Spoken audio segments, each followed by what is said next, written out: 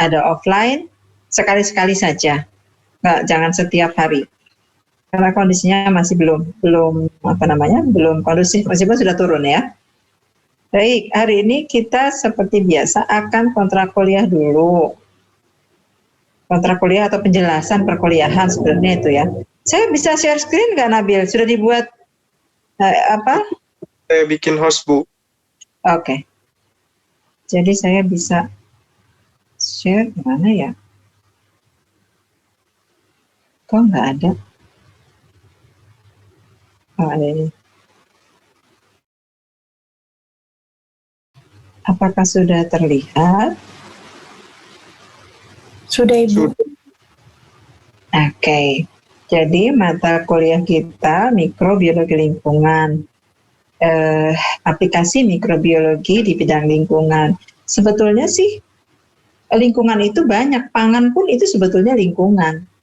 Ya, makanan, mikrobiologi makan itu lingkungan. Mikrobiologi medis, kesehatan itu juga sebetulnya lingkungan. Tetapi lingkungan di sini biasanya lebih diarahkan kepada lingkungan ya pengolahan limbah, kemudian lingkungan alam gitu ya. Kalau makanan sudah ada lagi sendiri mikrobiologi pangan, mikrobiologi medis, mikrobiologi industri, itu biasanya seperti itu. Nah, SKS-nya 2, kemudian ini masih harinya masih salah nih. Berarti hari Kamis ya. Kamis pukul 13. Ganti ya. 15 ya? Kamis 15 sampai 16.40. 16.40. Oke. Dan Kamis pekan depan kita libur ya? Benar, Ibu. Maulid Nabi. Iya, betul. Jadi Kamis pekan depan libur. Terserah nanti kita lihat apakah mau diganti atau tidak supaya kita tidak mundur. Silahkan saja nanti kita bicarakan. Kemudian biasanya di GH 307 sekarang kita pakai platform Zoom atau yang lain dalam kondisi daring. Kemudian, nah ini materinya, belum saya tuliskan lagi di sini karena berubah jadi hari Kamis. Tadi saya nggak sempat lagi mencari hari Kamis. Kemudian harus dicek juga yang libur berapa kali. Kemudian hari raya Idul Fitrinya juga kapan. Di sini nanti akan kita isi tanggalnya ya. Entah apakah di sini ataukah di atas, nanti saya cek lagi sesuai dengan tanggal-tanggal di hari Kamis. Nah ini kira-kira isinya.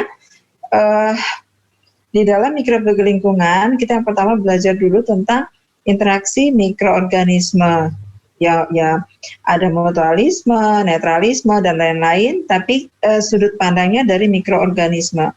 Ya mungkin kalau untuk organisme yang lain sudah ada antagonisme dan lain-lain, predasi, di mikroorganisme pun ada predasi.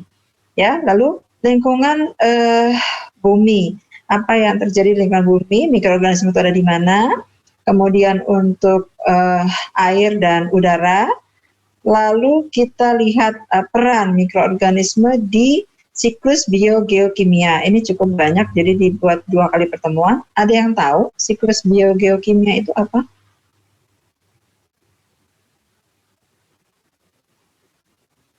Pasti udah dapat, cuman nggak tahu bahwa itu namanya adalah biogeochemical cycle. Ada yang tahu? Satu pun belum. Biogeokimia. Mau sambil cari? Silakan. Siklus nitrogen ya, Ibu?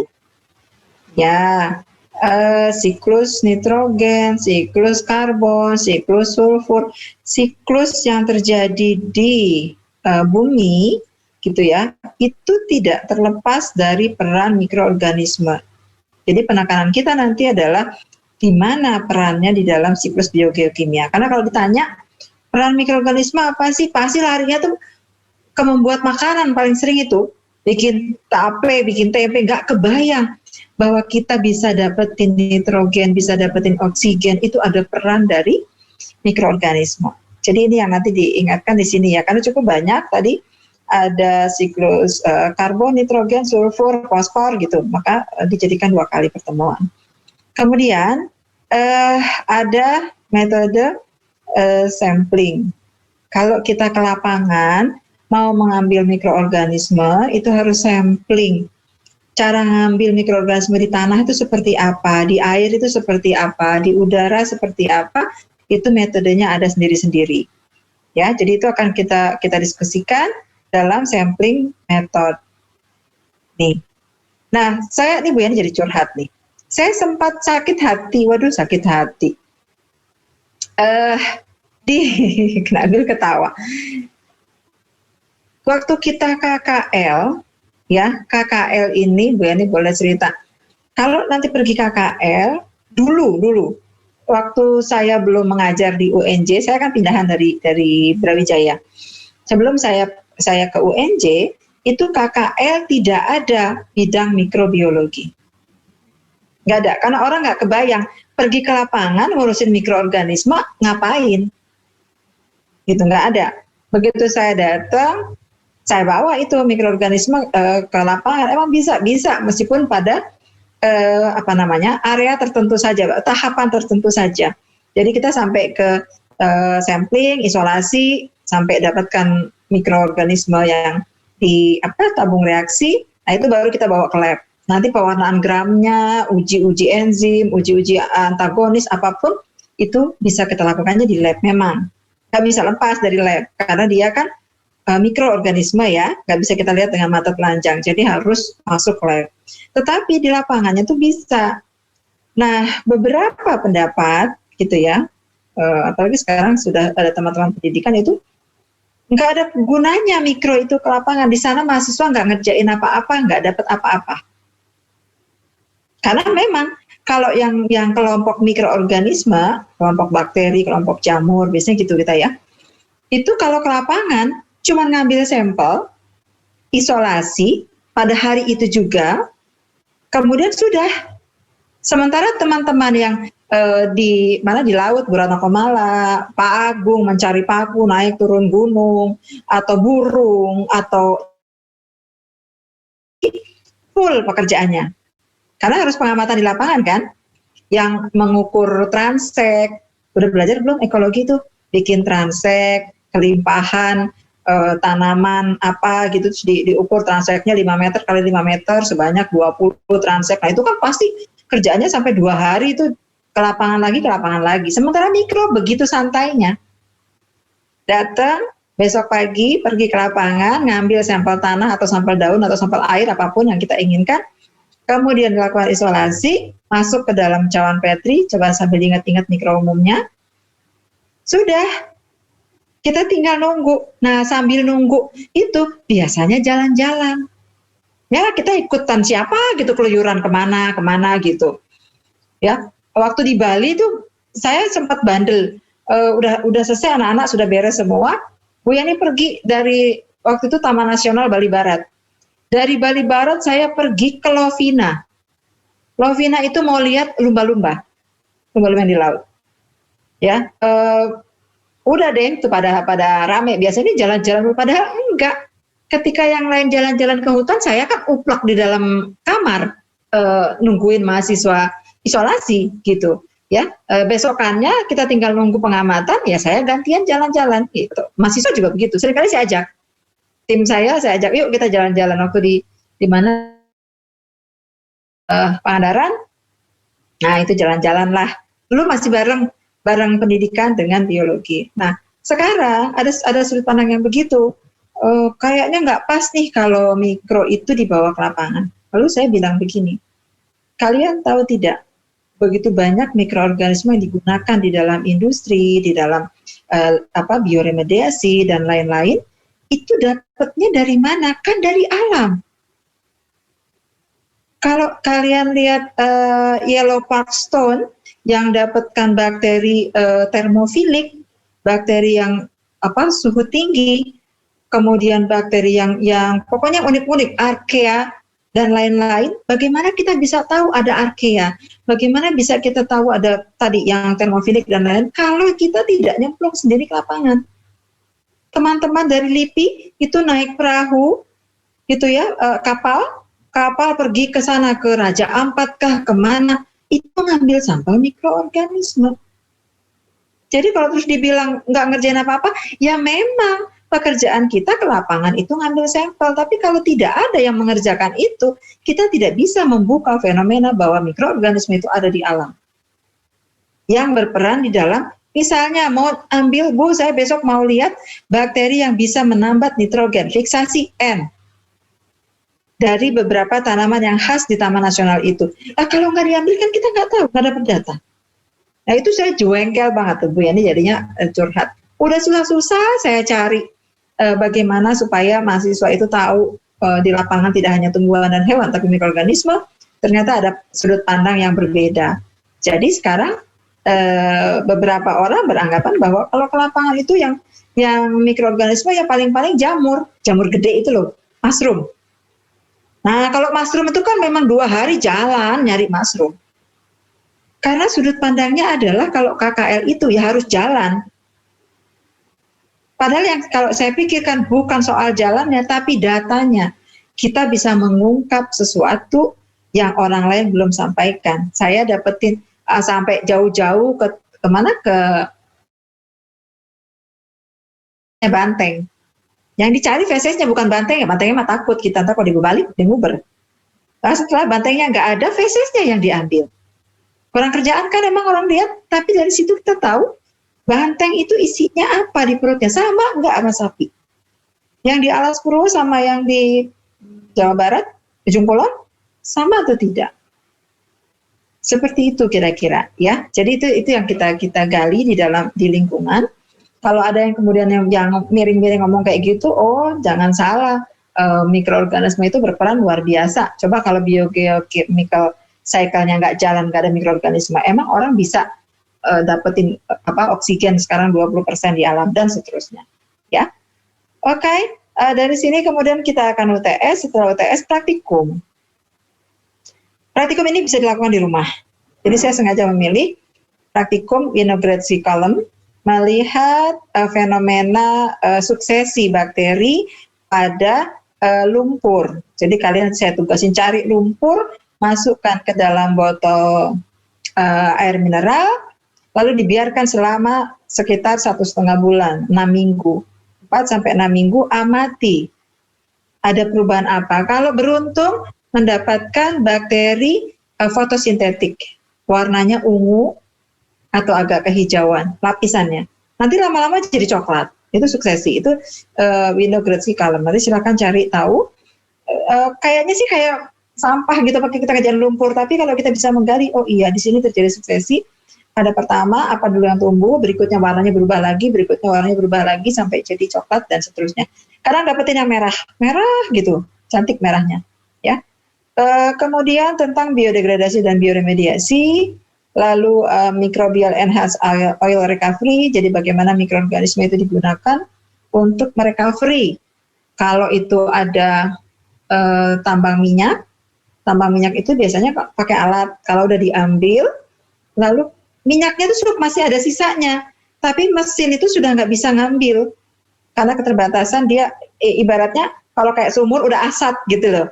Tapi sebetulnya minyaknya masih cukup banyak dan dia terperangkap di tanah di sekitar sumur itu, ada minyak tadi.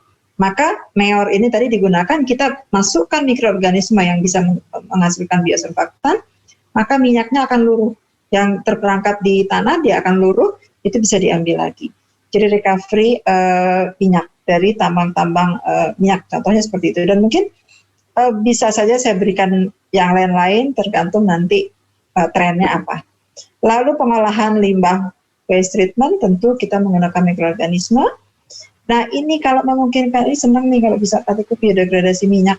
Setelah dapetin bakterinya kemudian dicemplungkan ke medium mineral, di atasnya di tabung reaksi, di atasnya kasih minyak.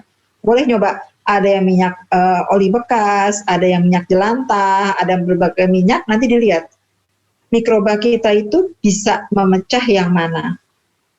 Kalau bisa mecah, minyak yang tadinya bagus di permukaan, kan kalau minyak sama air terpisah gitu ya, itu minyaknya lama-lama itu minggir semua, pecah-pecah gitu, meskipun kadang-kadang tidak sampai nyampur, tapi ada perubahan yang tadinya dia hanya berupa lapisan, terus bisa jadi pecah. Itu tandanya mikroorganisme yang kita berikan itu bisa mendegradasi, kalau ini memungkinkan.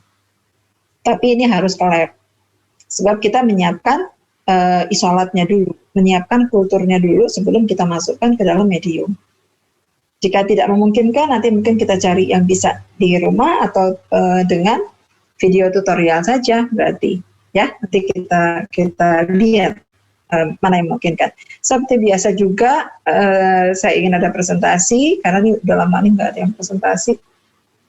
Presentasinya karena kalian ada 20 orang, kalau dibagi menjadi 10 kelompok, satu kelompok 2 orang, maka di minggu yang ini ada 5 kelompok, kemudian di minggu yang ini ada bukan 2 kali presentasi, enggak, kalian presentasi 1 kali. Tapi karena ada 10 kelompok, maka dibagi 5 gitu, ya. Bukan 2 kali presentasi, tidak. Oke, ini kira-kira yang akan kita ikuti selama 1 semester. Tanggal berapa terakhir perkuliahan?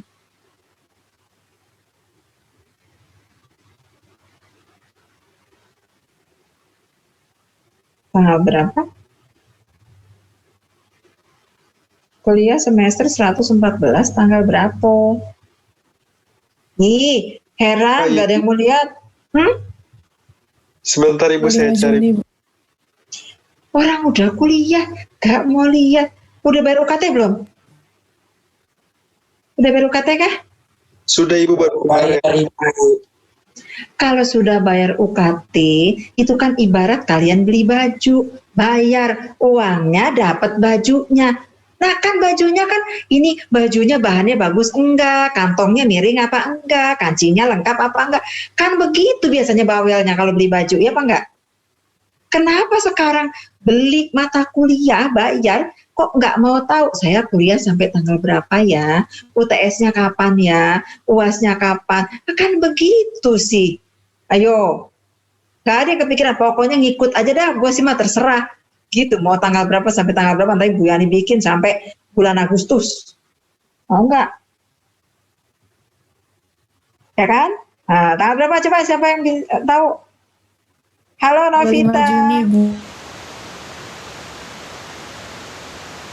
Apanya? Sampai 16 Juli apanya? UASnya, Ibu. Oh, UASnya. Kuliahnya? Iya. Kuliahnya? Ini ngisi di sini tanggal berapa ini?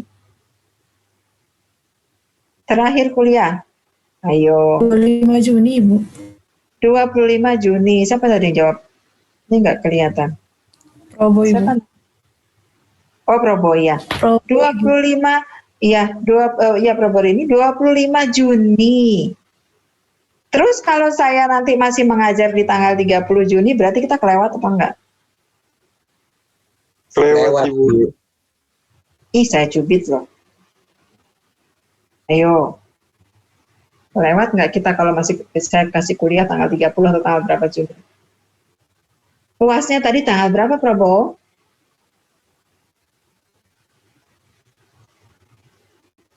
UASnya tadi tanggal berapa? Siapa tadi yang jawab UAS? UASnya tanggal 5 sampai 16 Juli, Ibu. Nah, tuh. Kuliahnya sampai tanggal 25, tapi UASnya baru tanggal 5. Jadi, dari tanggal 26 sampai tanggal 4-nya itu ngapain?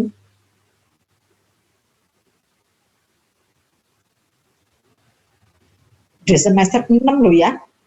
Pemenuhan mata kuliah, materi kuliah jika memang belum selesai. Jadi nggak apa-apa, masih boleh. Tapi saya cenderung tidak mau menggunakan waktu itu, karena itu adalah waktu kalian untuk minggu tenang sebelum ujian.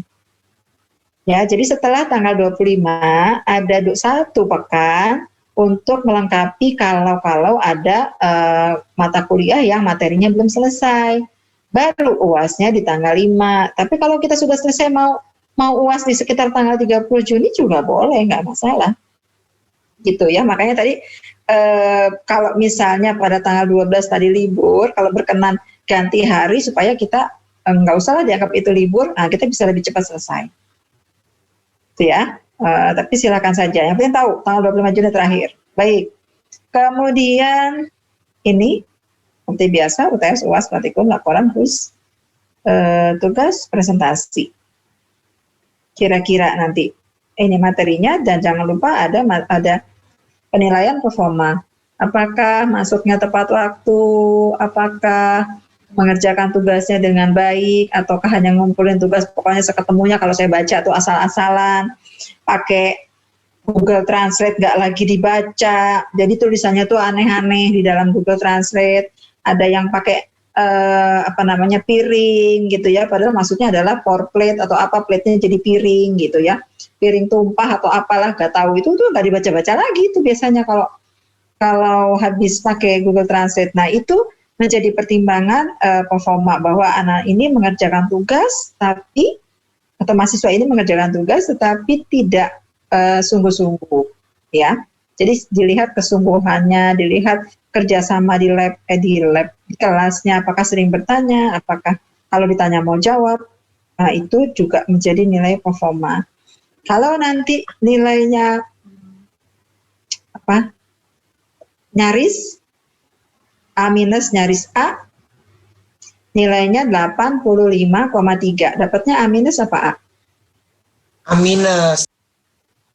A minus tuh kata Samuel. A-nya berapa? 86. Kalau 85,6 dapat apa? 86.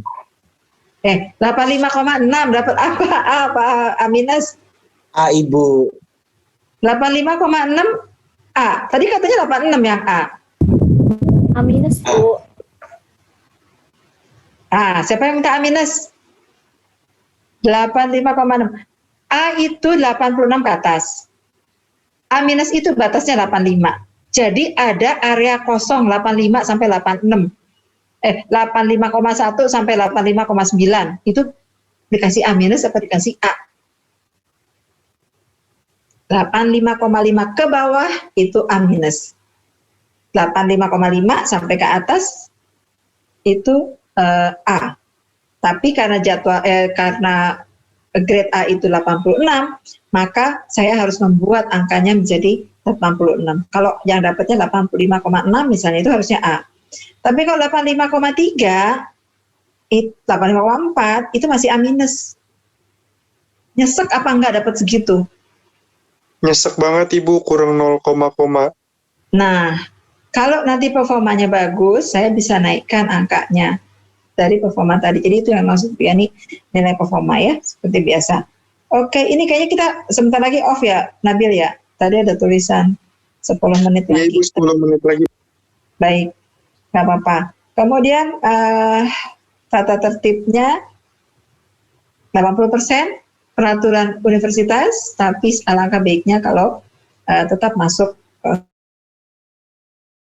kuliah, kemudian 2 kalinya UTS dengan UAS. Jam berapa kita datang? Ya, tolong tepat waktu. Ini agak susah saya mengendalikan untuk nomor 3, karena kalau terlambat lebih dari 10 menit dianggap tidak hadir, sementara dia 10 menit itu karena masalah di koneksi. Kan saya nggak bisa berbuat apa-apa, bukan salah mahasiswanya.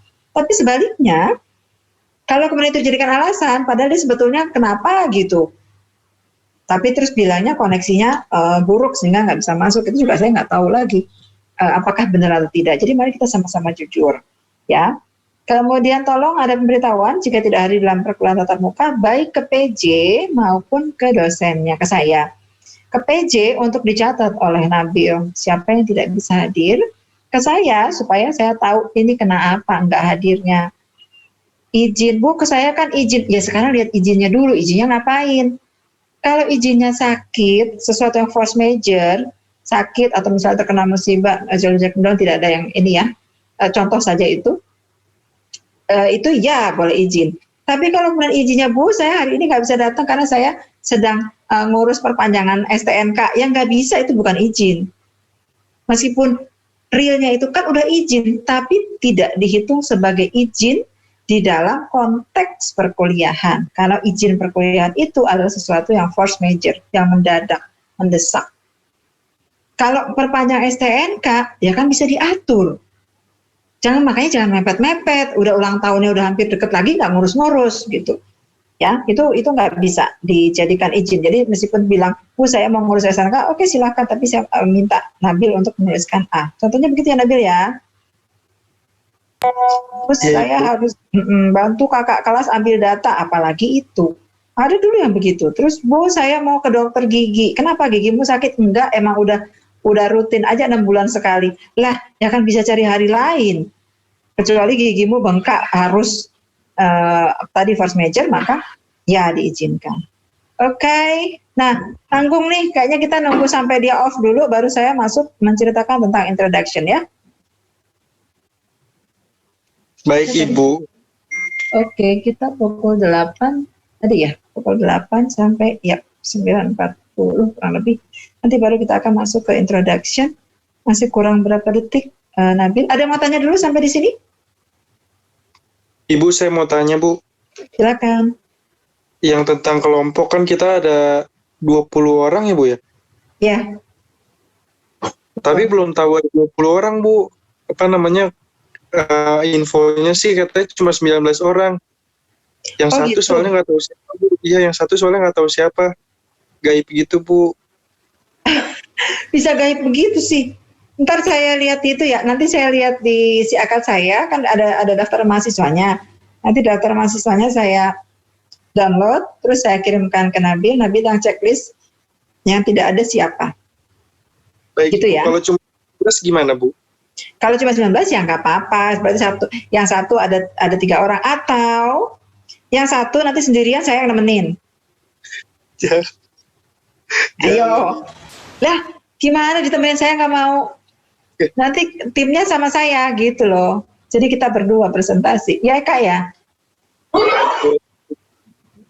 Kak ketawa dia habis sholat isya tuh pasti masih pakai mukena ya Kak? Udah dari tadi, Bu. Oh, dari tadi dia nggak ganti kerudung dan ganti pakai mukena. Fitria juga ya? Gak apa-apa sih, asik juga kalau bisa kuliah begini kan ya? Nggak terlalu formal. Baik, biarin aja nanti mati sendiri, kok belum mati-mati juga. Ada lagi yang mau tanya tidak? Jika tidak, saya akan lanjutkan ke introduction. Robor ini mau tanya? Fitri Warfatun? Belum ada, Ibu. Belum ada. Baik, kita ke tadi ya, introduction.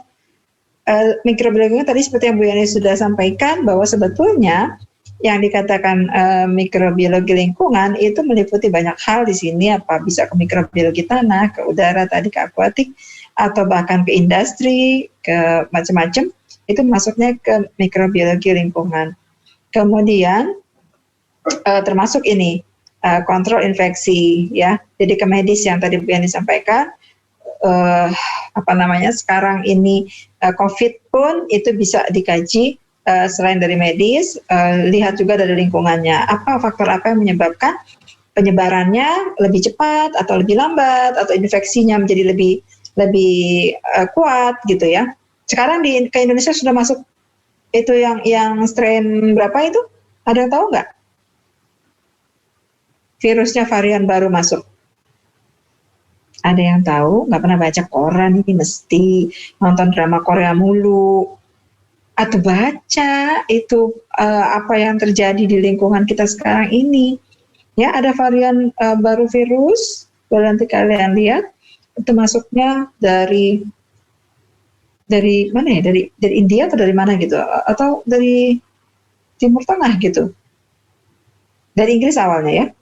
Kemudian, mikrobiologi lingkungan bisa dikatakan sebagai kajian atau telaah tentang komposisi dan fisiologi komunitas mikroba di lingkungan, meliputi berbagai macam, termasuk kalau di animal dan plants ya. Makanya Bu Yani mencari bakteri dari feses banteng tadi. Kenapa pemikirannya? Biasanya kalau yang dijadikan pupuk itu kan kotoran sapi, kotoran kambing gitu ya, dijadikan pupuk ya. Tahu nggak? Ntar nggak tahu lagi deh nih, pupuk kandang. Iya kah? Nah sekarang kalau banteng, bisa nggak dijadikan pupuk? Kenapa kotoran sapi, kotoran kambing dijadikan pupuk? Emang ada apanya? Di dalam kotoran tadi ada apanya? Kenapa kalau diberi pupuk kandang, tanaman menjadi bagus? Apakah memang pupuk itu mengandung nutrisi sehingga kalau diberikan ke tanaman-tanaman jadi tumbuh bagus? Dari mana nutrisi itu? Sebetulnya yang tanaman itu makan apa sih? Mendapatkan hara itu apa aja sih? Kenapa bisa pupuk tadi? Nah, harusnya pertanyaannya begitu. Kalau kemudian di pupuk itu ada mikroorganismenya, Bu, dari mana? Dari pencernaan hewannya. Untuk apa dia di dalam pencernaan itu? Samakah dengan di dalam pencernaan organisme yang lain? Kenapa pakainya pupuk yang umum adalah pupuk sapi tadi ya, kotoran sapi, kotoran kambing, domba, kotoran yang lain bisakah dijadikan pupuk? Isinya apa sih? Mikroorganisme apa? Kira-kira tahu nggak? Kalau kotoran hewan, Pak Mama Biak tadi, mikroorganisme apa? Kelompok bukan nama genus, bukan nama spesies, kelompok mikroorganisme apakah yang umum terdapat di pencernaan hewan ruminansia tadi, kambing, sapi, gitu. Kelompok mikroorganisme apa? Fermenter, Ibu. Fermenter. Apa yang dilakukan?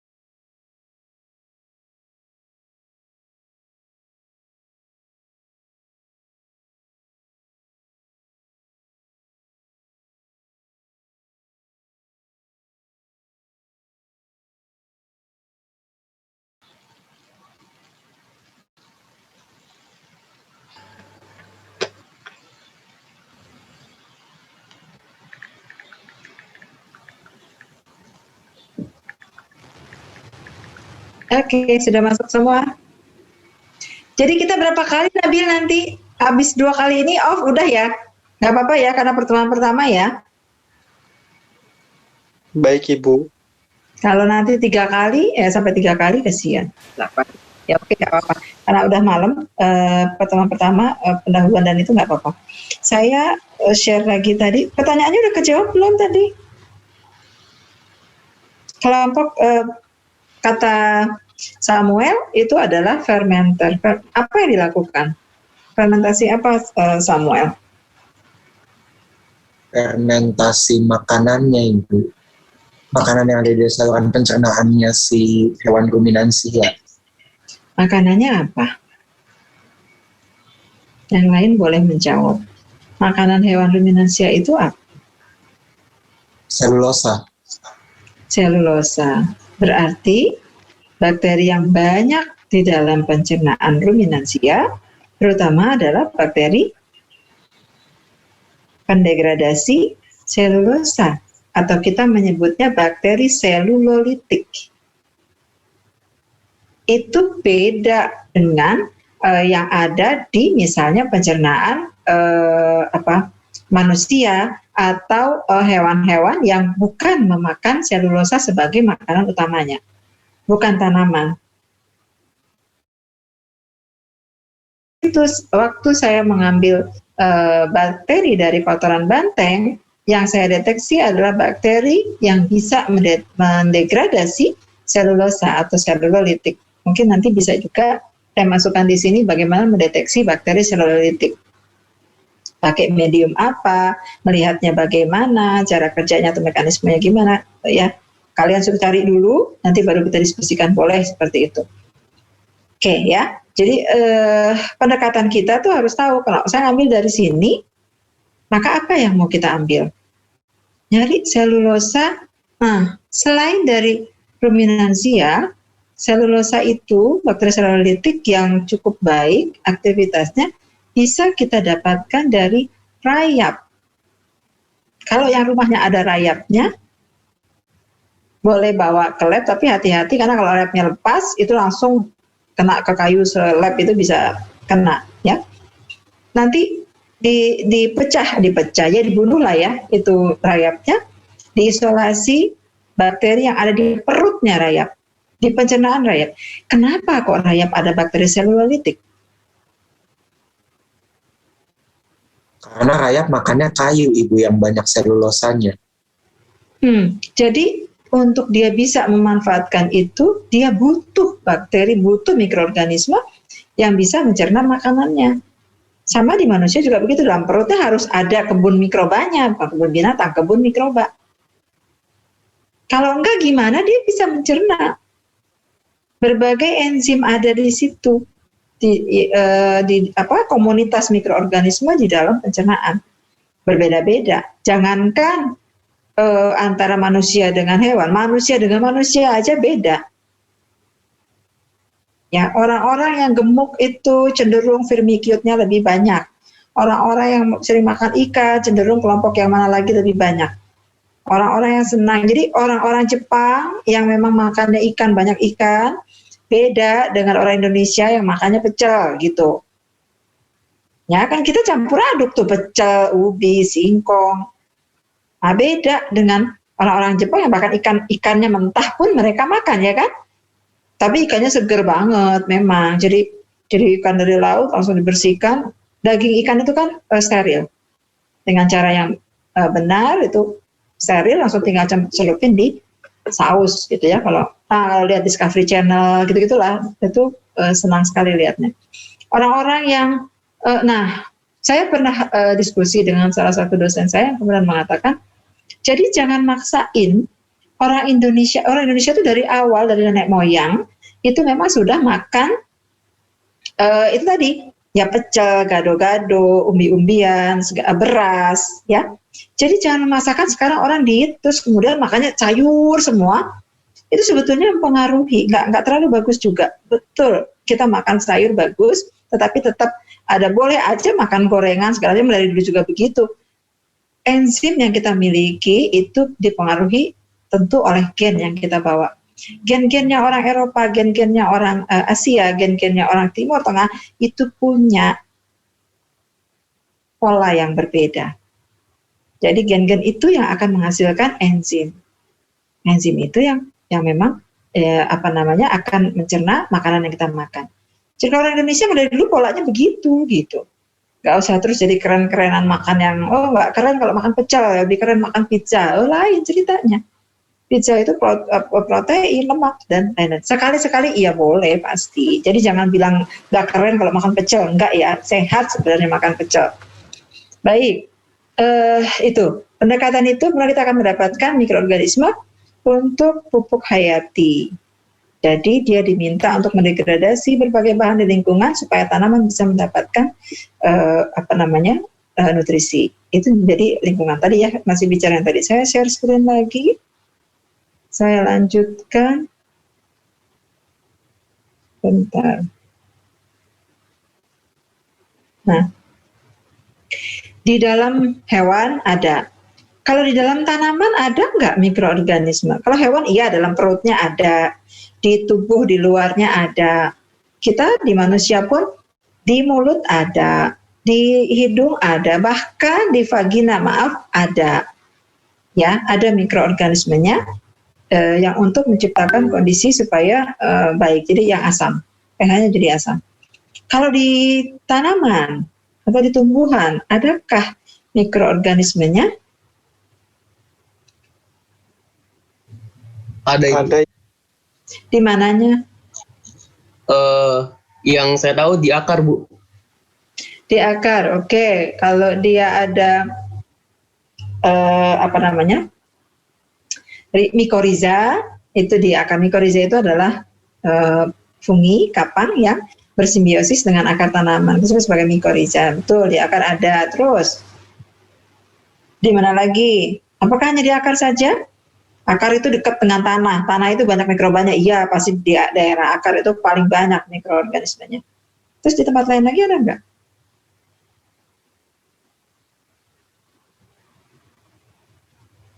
Hanya di akar saja di dalam tanaman?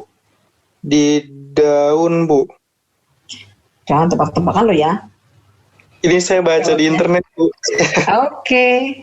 Di daun ada, di batang, di bagian luar tanaman, permukaan itu ada.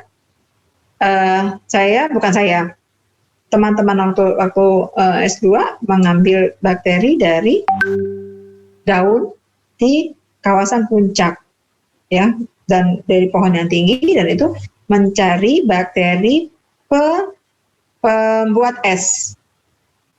Jadi ice nucleating bacteria, bakteri penukleasi es. Jadi dia bisa bikin es batu dalam suhu 4-5 derajat, nggak perlu 0. Tidak perlu 0 derajat, dia sudah bisa jadi bikin es. Itu adanya di daun di permukaan. Nah, bakteri yang es ini kita sudah pernah bicarakan ya di mikro apa kemarin ya? Bakteriologi, Bu. Nah, itu di daun, di tanaman-tanaman tertentu, tanaman kentang dan segala macam itu bisa jadi patogen. Oke, kemudian kalau di dalam tubuhnya, di dalam batangnya, kalau ada batang tanaman gini, terus di dalamnya bisa ada mikroba atau dalam batang tanaman itu steril? Bisa ada mikroba, Bu. Bisa ada mikroba, tapi nggak sakit tanamannya.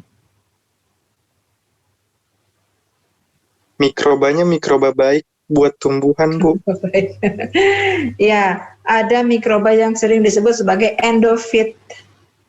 Dia ada endofita, vita tanaman, endo itu di dalam. Jadi dia berada di dalam. Endofitik bakteria atau endofitik fungi gitu biasanya ya. Bisa ada kamirnya, kemudian ada bakterinya di dalam tanaman. Jadi kalau ngambilnya gimana kalau begitu Bu isolasinya? Orang dia di dalam. Bagaimana kita bisa memastikan bahwa yang kita ambil itu dari dalam? Sebab di batangnya ini kan mikroba banyak nih, karena dia kontak dengan debu, dengan lingkungan luar. Maka di batang itu mikroba banyak. Sekarang kita mau ngambil yang di dalam.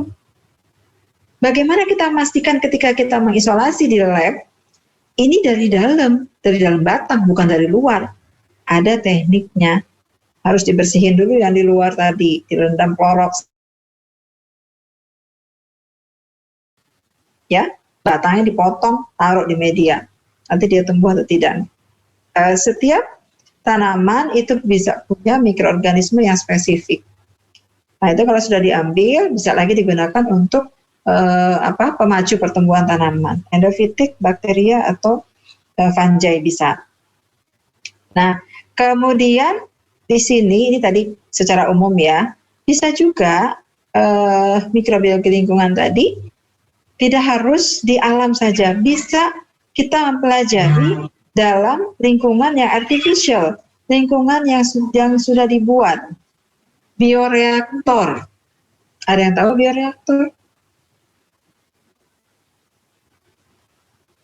Cari bioreaktor, cari gambarnya dan seterusnya. Kalau kita mau membuat sesuatu, apakah mau mengolah limbah atau menghasilkan sesuatu, pakai tabung besar, reaktor, kita katakan reaktor, tapi reaktor biologi. Karena di dalam tabung atau wadah yang besar tadi, itu berlangsung proses-proses biologi yang melibatkan organisme. Dalam hal ini khususnya mikroorganisme. Itu adalah lingkungan buatan. Orang ambil lumpur, masukin ke dalam tabung tadi untuk kemudian dia didegradasi dan seterusnya. Itu lingkungan artificial, artinya bukan di alam langsung, bukan ngambil daun, bukan ngambil air sungai dan seterusnya. Kalau itu kan alami. Tapi studi tentang mikroorganisme yang berperan di dalam bioreaktor, apakah dia terjadi suksesi atau tidak, itu juga bisa katakan sebagai mikrobiologi lingkungan masuk di situ. Ya, jadi nggak perlu, nggak bisa kita meneliti itu karena itu kan bukan lingkungan alami, nggak juga. Pokoknya itu lingkungan. Maka kita bisa mengelompokkan dia masuk dalam mikrobiologi lingkungan. Kemudian bisa juga secara umum. Jadi ini definisinya banyak sekali, karakteristik atau penjelasannya cukup banyak. Ini definisi secara umum. Studi mikroorganisme, aktivitasnya di lingkungan dengan tujuan memahami perannya, ya, atau memelihara biosfer tempat kita hidup ini tadi, dan penggunaan potensinya untuk membersihkan lingkungan yang terganggu di sana. Ini kalau ke arah mikrobiologi lingkungan. Jadi makanya di sini tidak lagi ke pangan, tidak lagi ke industri gitu ya. Meskipun remediasi ini mikrobanya bisa digunakan industri sebagai industri.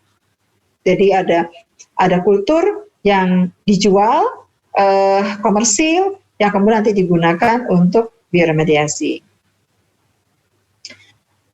Nah, apa sih bedanya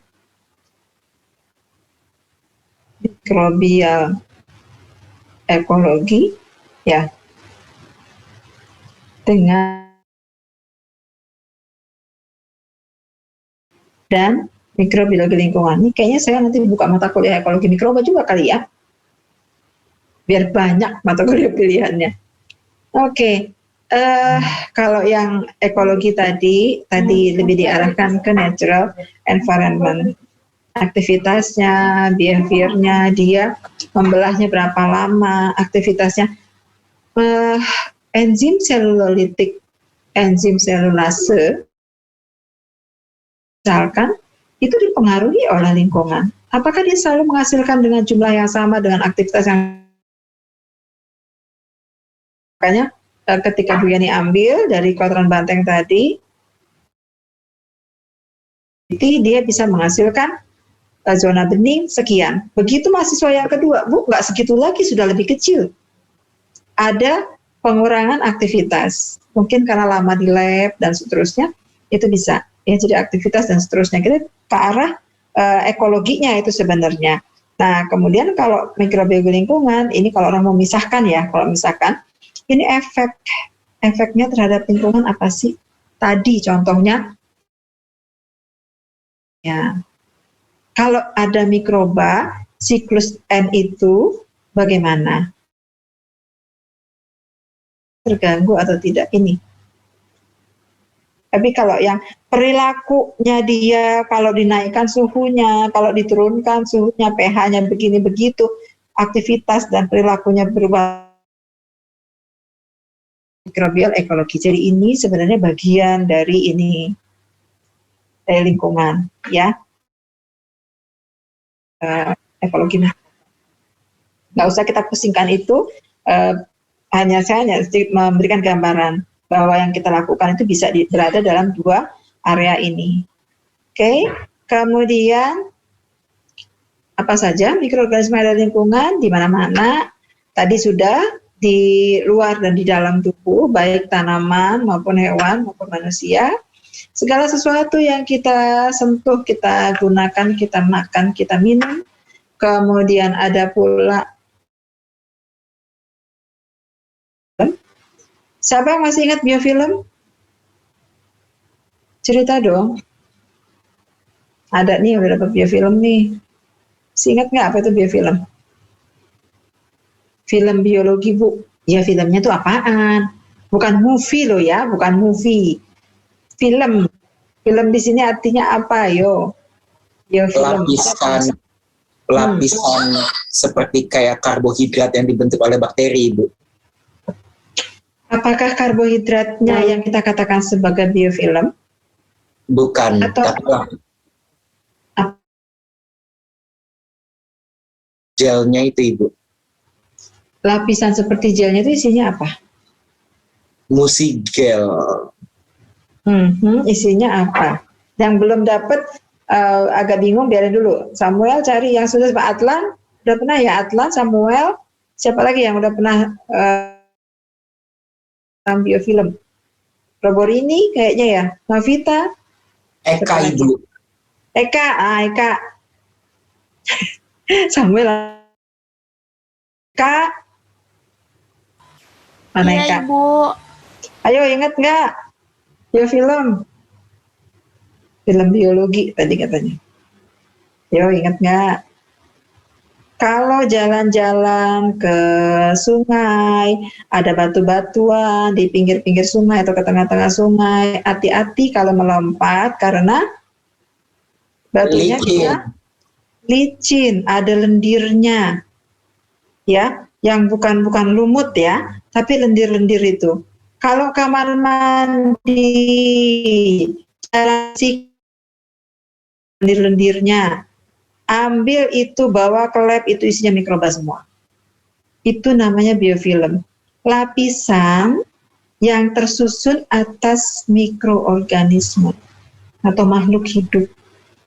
Jadi lendirnya tadi cuma campuran, Samuel, bukan cuma karbohidratnya saja, tetapi itu sebetulnya mikroorganisme. Nah, mikroorganismenya menghasilkan, bisa ada yang tadi lendir. Kan bakteri banyak tuh yang menghasilkan kapsula. Nah, kapsula tadi yang lendir-lendir tadi ngumpul jadi banyak, akhirnya jadi seperti lendir yang licin tadi, lapisan lendir. Itu. Oh, Robor ini dipanggil-panggil, ternyata dia dari luar. Terus sekarang baru masuk lagi. Tadi mungkin terlempar. Oke, ya, itu biofilm. Dan biofilm itu isinya apa? Emang cuma satu macam bakteri? Isinya berapa? Atlan juga boleh. Ada bakterinya banyak atau macamnya banyak atau satu macam?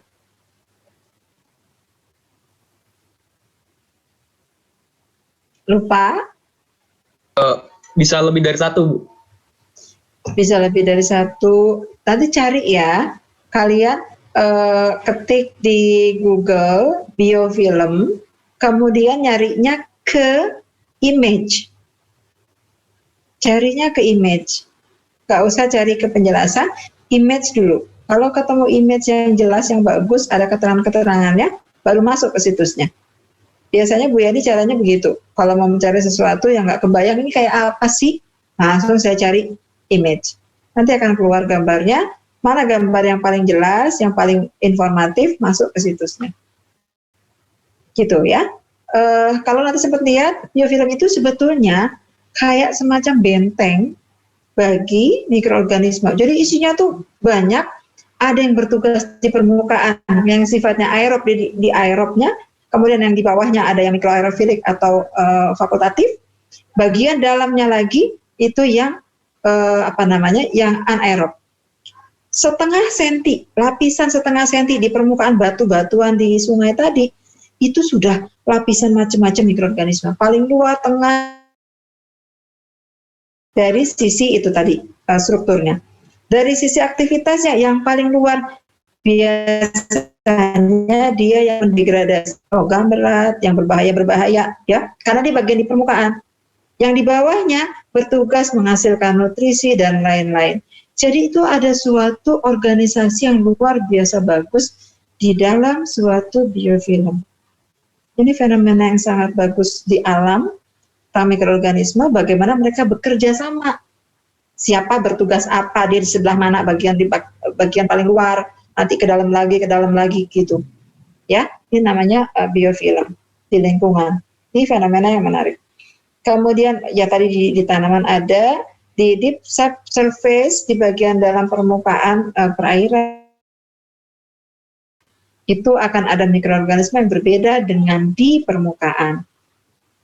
Jadi di permukaan itu dia kontak dengan udara, suhunya sekian, kena hujan, kena lain-lain. Yang sudah agak lebih ke bawah. Kalau kita bicara soil microbiology, mikrobiologi tanah, tanah itu terdiri lapisan-lapisan. Mikrobanya juga beda-beda. Satu gumpal tanah segede jempol tangan, itu mikrobanya udah beda-beda, yang luar, dalam, dan tengah. Lalu di ekstraterestrial, di mana itu ya?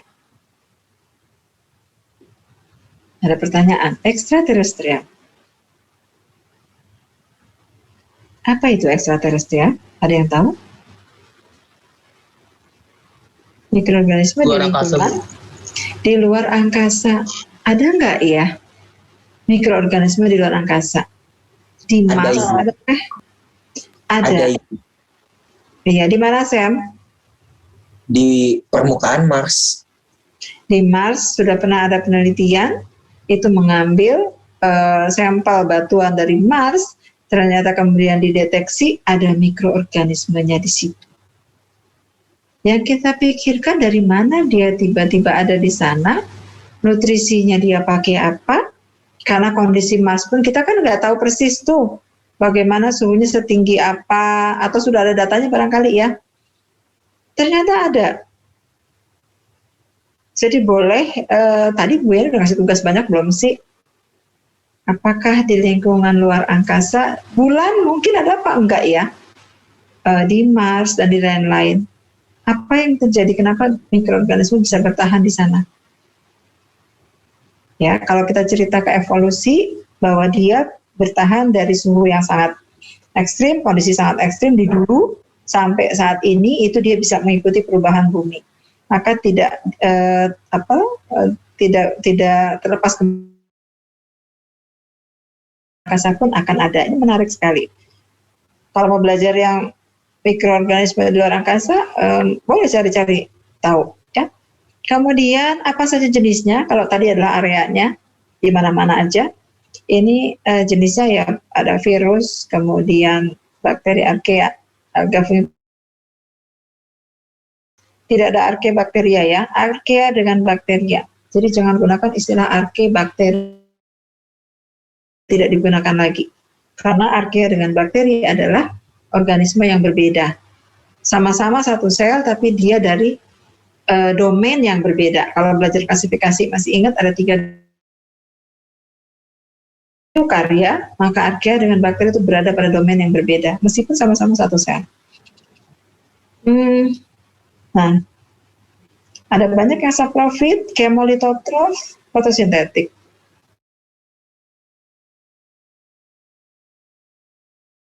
Autotrof, masih ingat nggak? Heterotrof, chemoheterotrof, fotoheterotrof, banyak banget istilahnya. Apa tuh? Masih ingat nggak? Autotrof, heterotrof, itu aja dulu. Salah. Autotrof dengan chemotrof ya. Autotrof dengan heterotrof. Ya, lupa semua nih. Silakan sambil bersih. Autotrof dengan? Autotrof itu C-nya itu dari sumber anorganik, Ibu. Menambah C dari sumber anorganik. Sumber karbon yang digunakan berasal dari karbon anorganik. Itu namanya pakai autotrof. Kalau dia pakai CO2 dan prosesnya juga melibatkan ada cahaya, maka dia masuk nanti fotosintesis ya. Kalau yang organik berarti apa? Kalau yang C-nya bahan organik. heterotrof. Heterotrof. Kalau fototrof, dia menggunakan sumber cahaya sebagai sumber energi, nggak pakai karbon. Tidak pakai karbon, tapi dia pakai cahaya. Bisakah? Kalau nggak pakai karbon, bagaimana dia menyusun komponen selnya? Sambil ketawa. Bagaimana caranya? Nabil masih ingat? Ayo, fototrof berarti lawannya apa? Kalau tadi autotrof dengan heterotrof. Autotrof ada sumber C-nya anorganik. Heterotrof sumber C-nya organik. Kalau fototrof dan chemotrof mengacunya kepada apa? Tadi kepada sumber C ya. Kalau chemotrof dengan fototrof mengacunya kemana? Halo Nadia. Ada Nadia nih. Elizabeth hadir, oke. Elizabeth, Fauzia, Nur Anissa, Hanifah, banyak nih. Rehan, ada satu lagi Rehan. Saya kira tadi cuma itu aja. Sam sama Nabil sama Adlan. Ada Rehan juga. Masih ingat nggak fototrof dengan chemotrof? Itu berdasarkan apa? Siapa tadi mau jawab? Saya, Ibu. Ya, kenapa Nabil? Silakan. Kemotrof yang saya ingat itu energinya itu dari bahan kimia, Bu, dari oksidasi kimia. Kemotrof. Kalau fototrof? Fototrof yang dari Samuel, dari cahaya, Bu, yang saya ingat. Tapi itu sumber energi. bedanya apa sumber energi sama sumber C? Kalau sumber C itu bahan yang dipakai untuk menyusun sel, Ibu. Tapi kalau sumber energi itu energi yang dipakai untuk si C-nya itu bisa disusun buat menyusun selnya itu, Ibu. Energi dalam bentuk apa? Kalau fototrof dia dari pakai foton sinar matahari, tapi kalau kemotrof dia pakai senyawa kimia, Ibu. Ya, itu sumbernya.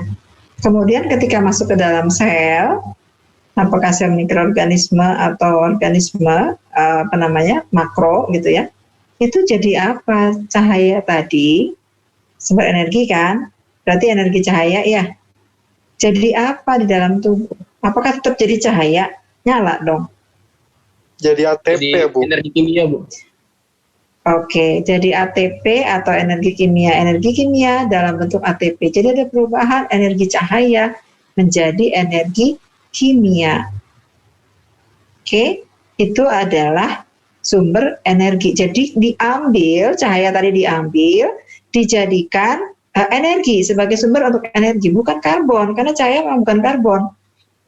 Sementara namanya makhluk bukan cuma energi yang dibutuhkan, tapi juga karbon untuk menyusun. Sebetulnya bukan cuma karbon saja ya, fosfor dan lain-lain ya, tapi umumnya yang besarnya adalah karbon. Jadi itu yang dijadikan tolok ukur. Kalau karbon, maka harus mendapatkan dari senyawa karbon, senyawa yang ada C-nya. Gitu. Halo Raihan, cukup paham penjelasan Bu Yani?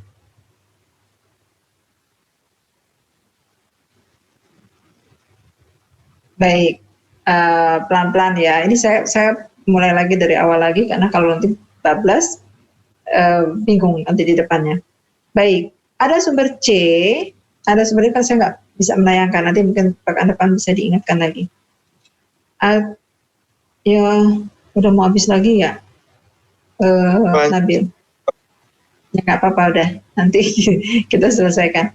So, ada sumber C, ada sumber N, N sampai N. Ada sumber C, ada sumber energi. Itu dua hal yang berbeda.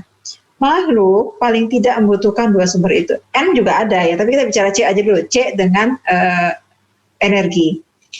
Kalau sumber energi, maka yang diambil oleh sel adalah energinya. Energi itu nggak bisa dimatikan ya, dia hanya berubah.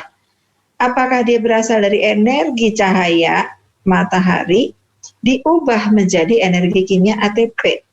Lewat jalur mana? Jalur fotosintesis. Kalau di tanaman itu reaksi terang atau di cyanobacteria.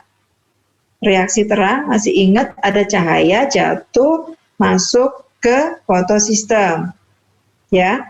Kemudian ada pula sumber elektronnya dari air dipecah, fotolisis kalau yang pakai air ya, fotolisis air. H2O akan dipecah menghasilkan nanti ada H2-nya, elektron, kemudian dengan oksigen. Mataharinya tadi fungsinya untuk apa? Kalau ada energi dari matahari, ditangkap oleh elektron yang berasal dari air tadi, H tadi kita katakan sebagai elektron, ya, kan ada elektronnya di H itu. Maka elektron tadi akan tereksitasi atau naik ke tingkat energi lebih tinggi. Jadi dia dimuati sama energi. Tadinya energinya cuma sekian, sekarang naik. Ya kayak kita ngecas HP deh. HP itu dari cuma 10% kita cas supaya bisa jadi 100%. Nah, elektron tadi juga begitu. Dari yang kadar energinya rendah, konsentrasi energi rendah, tereksitasi dia naik ke posisi yang energinya lebih tinggi karena dicas dengan energi dari cahaya. Sampai sini paham nggak? Tolong bayangin pelan-pelan ya. Elektron tadi tugasnya adalah nangkep di sumber fotosistem tadi ya, elektronnya yang akan termuati energi, dia naik pada posisi yang lebih tinggi, lalu energinya dilepaskan pelan-pelan melalui serangkaian pembawa energi, ada sitokrom, bla bla bla bla, ya, lihat fotosintesis. Pada saat energi itu dilepaskan, nanti elektronnya lepas lagi itu energinya, jadi dia cuma bawa aja, dimuati energi dari cahaya matahari, dia kemudian dilepaskan pelan-pelan. Kenapa kok pelan-pelan, Bu? Lah kalau nggak pelan-pelan nyungsep energi yang tinggi tadi, langsung diberikan semua, sel akan terbakar. Maka dia harus pelan-pelan. Serangkaian pembawa energi. Hasilnya apa, Nabil? Energinya tadi dari cahaya matahari sekarang berubah jadi apa? Kalau di fotosintesis saja gampang. Jadi Jadi ATP, apa Bu. ada ATP, ada NADPH. Pasti udah dapat nih di fisiologi tumbuhan. Iya apa enggak? Udah, Ibu. Ingat-ingat lagi ya semua ya. Mentari juga ada mentari ya? Ada mentari. Ibu. Ya. Begitu. Itu berarti energinya yang diambil dari cahaya matahari. Apakah dia hanya cukup dengan ATP? ATP-nya punya energinya. Kalau bahan mentahnya nggak ada, nggak bisa dia menyusun sel. Dia harus punya C untuk menyusun sitoplasma, menyusun membran sel, menyusun dinding sel, dan semua yang diperlukan. Sekarang C-nya dari mana? Udah dapet nih ATP, energi dari energi cahaya, kalau itu fototrof. Kemudian C-nya dari mana? Harus dapet C dari luar. Kalau C-nya dari senyawa anorganik, CO2 itu senyawa anorganik. Pada cyanobacteria, gaya fotosintesis cyanobacteria sama dengan tumbuhan. Pada cyanobacteria nanti ada reaksi yang menangkap CO2, fiksasi CO2, untuk diambil C-nya, disusun nanti menjadi, C-nya menjadi apa? Tanaman deh, tanaman. Nggak usah cyanobacteria, tanaman dulu. Jadi apa, Samuel? Glukosa, Ibu. Jadi glukosa itu jadi karbohidrat. Jadi ada dua proses nih di fotosintesis, dua proses. Proses satu, reaksi terang, menangkap energi cahayanya supaya jadi energi kimia, supaya disimpan dalam sel. Nanti energi kimia itu bisa digunakan untuk aktivitas sel, termasuk menambat C. Menangkap C. C-nya dari anorganik, CO2. Prosesnya kalau di tanaman namanya siklus Calvin. Ingat nggak sih? Ayo. Salsabila, halo. Ada Salsabila, panggilannya siapa? Ada Ibu. Bella, Ibu. Bella. Oke, Bella, cukup bisa mendengarkan memahami penjelasan saya? Iya, Ibu. Ya, nanti belajar lagi pelan-pelan. Itu kalau CO2-nya, C-nya dari sumber anorganik, CO2 itu terjadi pada tumbuhan. Jadi tumbuhan sebetulnya adalah organisme autotrof.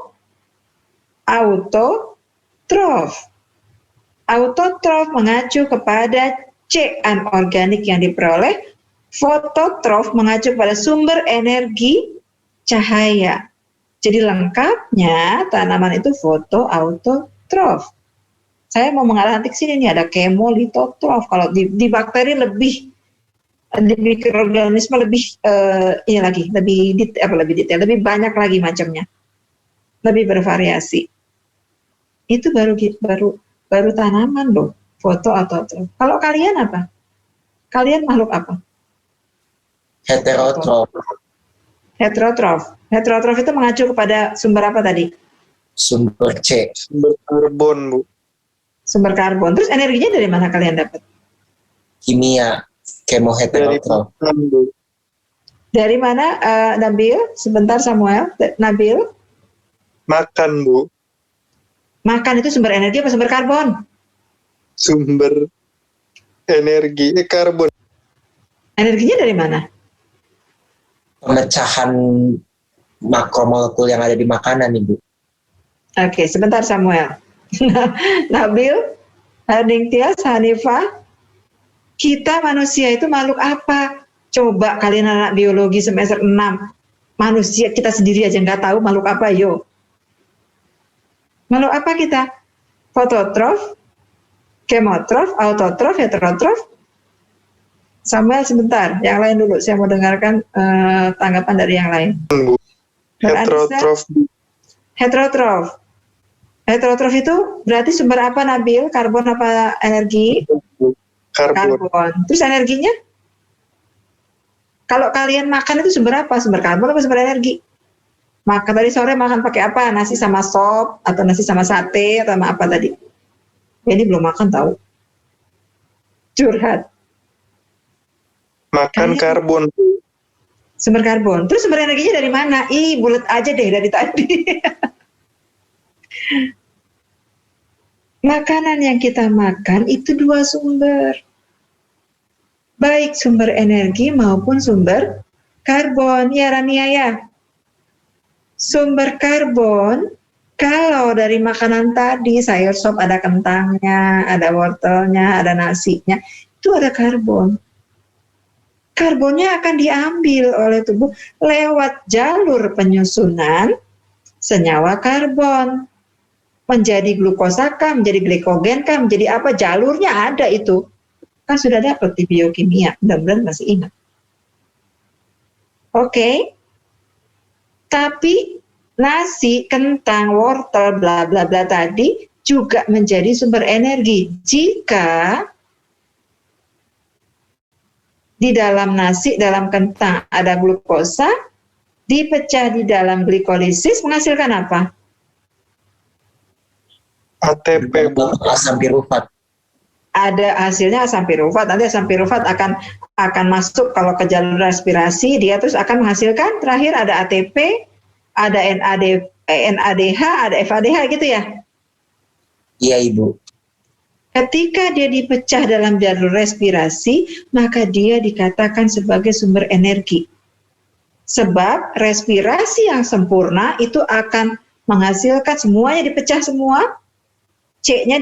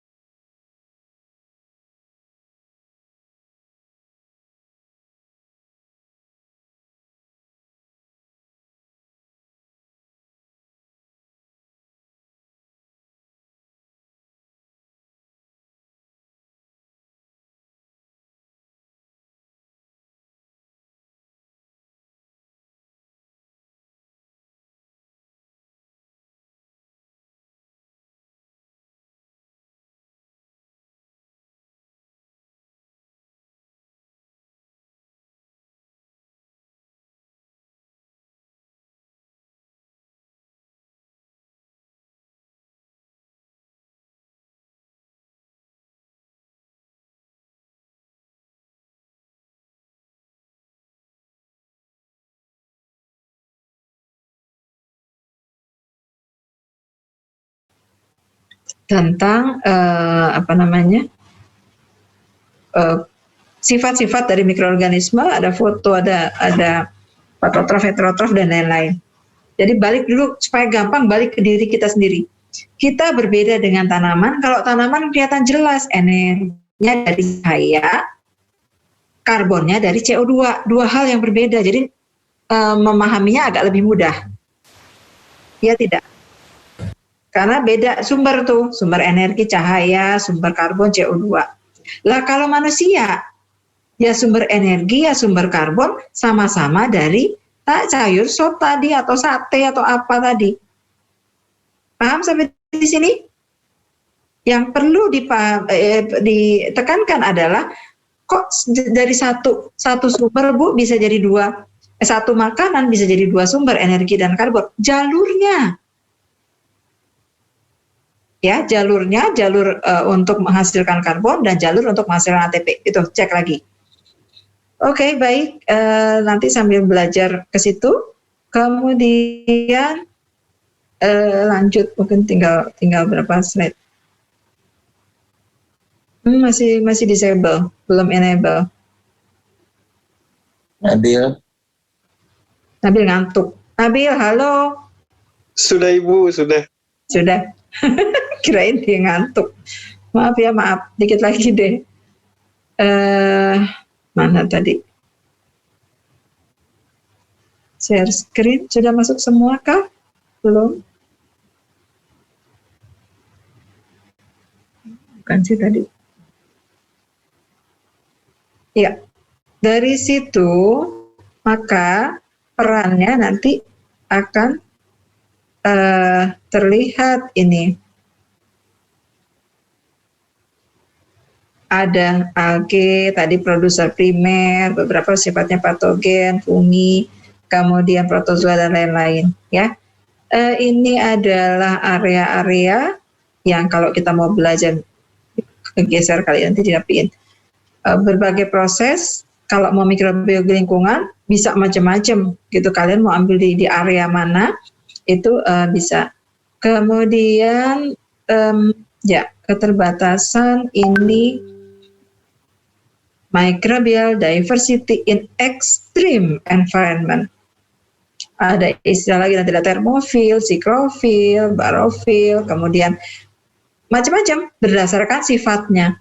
Kalau dia berada di udara atau di dasar laut dengan tekanan yang tinggi, itu nanti berarti dia ekstrim barofil, ya, tekanannya itu dia tahan mikroorganisme tadi.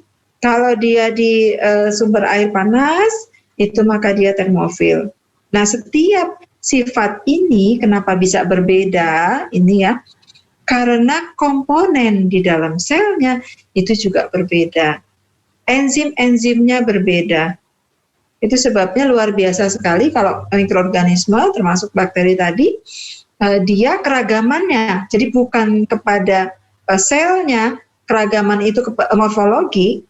Kalau mikroorganisme morfologinya biasanya nggak beragam dibandingkan tumbuhan sama hewan, kan morfologinya beragam banget tuh. Hewan dari yang tidak punya kaki, kakinya 2, kakinya 4, kakinya banyak, ada semua. Yang terbang, yang berenang, morfologi sangat beragam. Tapi dari sisi mendapatkan energi atau metabolisme, semuanya melakukan respirasi. Nggak ada yang menambat nitrogen. Nggak ada yang melakukan fermentasi khusus untuk energi, nggak ada. Ya, dari sekian morfologi beragam. Tapi mikroorganisme, bakteri misalkan, bulat, batang, spiral, cuma 3 morfologinya, keragamannya luar biasa. Itu hebatnya, sehingga dia bisa berada pada berbagai kondisi lingkungan, yang ekstrim terutama.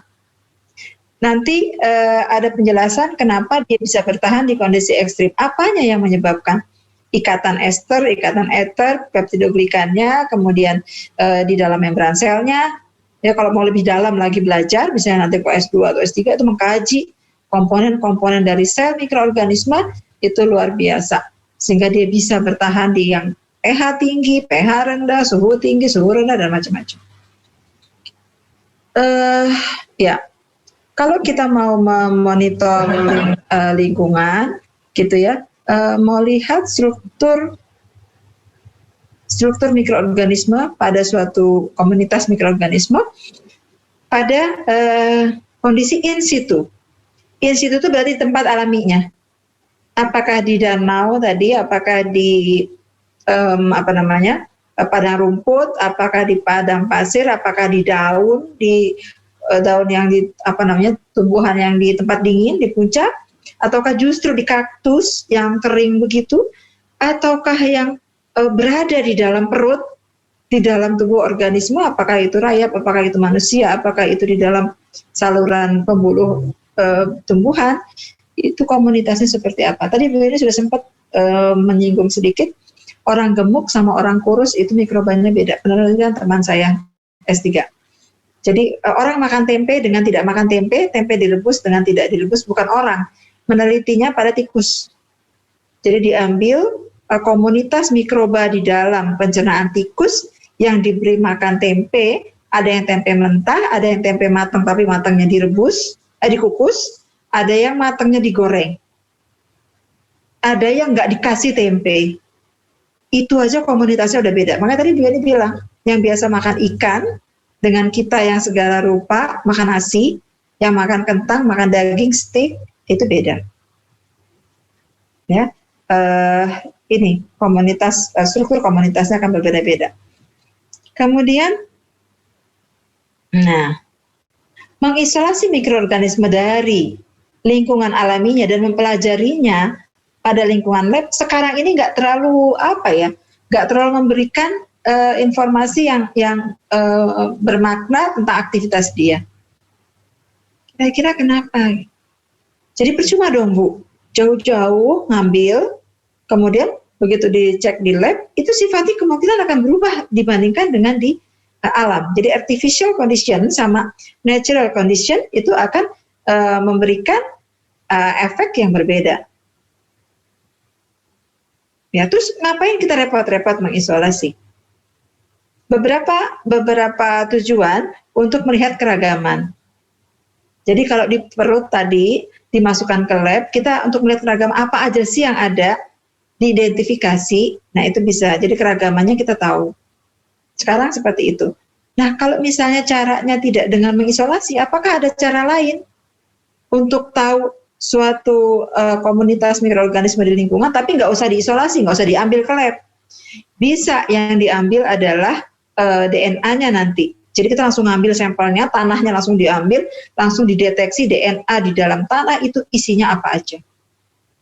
Jadi kita nggak usah menumbuhkan jadi koloni, dilihat ya aerob, anaerob, nggak usah.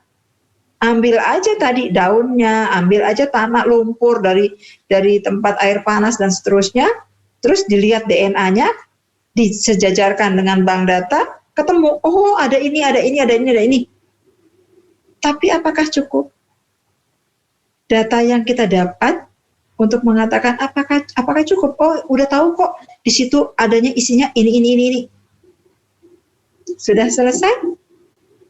Ataukah kita perlu tetap mengeksplorasi?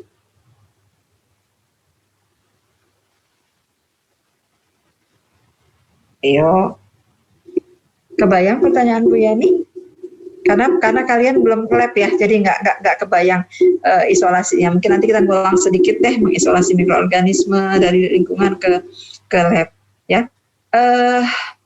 Ini biasanya ya satu populasi agak susah diambil dari suatu populasi yang banyak. Jadi di alam tuh nggak mungkin satu, pasti banyak temennya gitu, jenisnya itu banyak. Karena nanti di pekan depan kita akan bicara bahwa mereka berinteraksi. Jadi di alam ada banyak dan kemudian saling berinteraksi. Itu yang kita bicarakan di pekan depan. Ya, oke. Penemuan dan identifikasi mikroorganisme baru, aktivitas mikroorganisme dan produk mikroba untuk melindungi lingkungan ini tetap dikerjakan. Jadi meskipun ini dikatakan tidak terlalu nggak terlalu penting lagi kalau kaitannya dengan keragaman, itu nggak usah kita isolasi, bisa aja langsung ambil DNA-nya. Tapi kalau tujuannya untuk ini mendapatkan produk, ya tentu kita harus ngambil. Jadi kayak tadi microbial enhanced oil recovery, kita harus ambil mikroba yang bisa menarik minyak, yang bisa mendegradasi minyak, yang bisa membuat hujan, yang bisa membuat salju dan lain-lain. Ya, yang bisa digunakan untuk proses bioremediasi. Ini sekarang arahnya ke arah sana. Jadi bagaimana memperbaiki kondisi lingkungan dengan memanfaatkan mikroorganisme.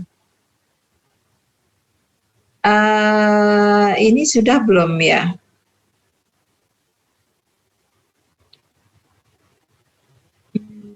Kayaknya kalau COVID saya belum sempat mengubahnya.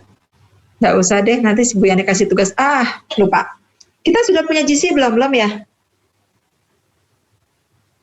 Belum. WA group sudah punya? Belum Ibu. Baik, tugasnya adalah nanti membuat WA group. Nanti saya akan buatkan GC. Semua PPT, semua tugas masuk ke GC saja supaya kalian nggak repot men-scroll. Ya, ini pengalaman kita sudah 1 tahun kuliah. Semakin kesini semakin saya paham. Oh, kita efisiennya seperti apa. Jadi supaya mudah mencarinya lagi. Misalnya ada yang kehilangan PPT-nya. Kalau pakai WA itu kan harus scroll lagi tuh. Udah kegulung obrolan segala macam. Nah, itu dari situ saya berpikir kita nanti masukkan aja ke GC. Jadi kalau kalian masuk ke GC itu kapan saja bisa diambil tugasnya atau tadi PPT dan lain-lain. Termasuk nanti ujian kita pakai GC. Jadi tetap kita akan buat GC. Saya akan buatkan setelah kalian buat WA, nanti kode GC-nya tinggal saya masukkan ke dalam WA group. Gitu ya. Oke, saya kira saya selesaikan udah 9:30, pasti sudah nguap-nguap, ini udah ngantuk banget. Ya, Rania udah ngantuk, Rania. Tuh, kayaknya dia nguap apa bersin, nggak tahu deh tuh. Saya lagi flu, Ibu. Oh, aduh hati-hati, ya udah istirahat deh. Banyak minum hangat, ya. Kemudian tadi makan yang sehat, jangan gorengan, tinggalin dulu gorengannya. Tuh lagi bersin. Ya udah istirahat deh. Minum obat. Semoga segera sehat kembali. Amin. Baik. Saya akhiri kalau begitu kuliah perdana kita ketemu lagi di hari Kamis pukul 15 ya. Kamis minggu depan tanggal merah. Oh iya, lupa tadi, ya Allah. Libur. Baru juga ketemu sekali udah libur. Ya sudah, silakan nanti. Gini, tadi kan belum saya kasih tanggal-tanggal tuh di perkuliahan. Nanti kita lihat apakah kalau misalnya diberi libur-libur tadi, belum lagi libur lebaran juga kan. Nanti itu akan melewati tanggal 25 atau tidak, ya. Jadi buat saja WA dulu, nanti pengumumannya akan saya masukkan, kita bisa berdiskusi lewat WA. Oke? Gitu ya. Tadi yang belum saya panggil siapa tadi? Nuzulul Farah ada. Belum saya panggil tadi kayaknya ya. Ada, Ibu. Ada, oke. Adlan, kemana Adlan? Tumben, nggak ada suaranya Adlan. Hadir, Ibu. Sehat-sehat ya. Oke, teman-teman yang ya nanti Adlan kita bicarakan lagi yang mau melanjutkan itu ya, praktikum. Baik, terima kasih atas perhatiannya. Sehat selalu semuanya. Sampai ketemu pekan depan. Maaf lahir batin. Assalamualaikum warahmatullahi wabarakatuh. Waalaikumsalam. Waalaikumsalam, Ibu. Terima kasih, Ibu. Ya, saya live dulu ya. Ini saya end saja sekalian. Baik, Ibu. Baik ya. Oke, yuk semua. Dadah. Ibu.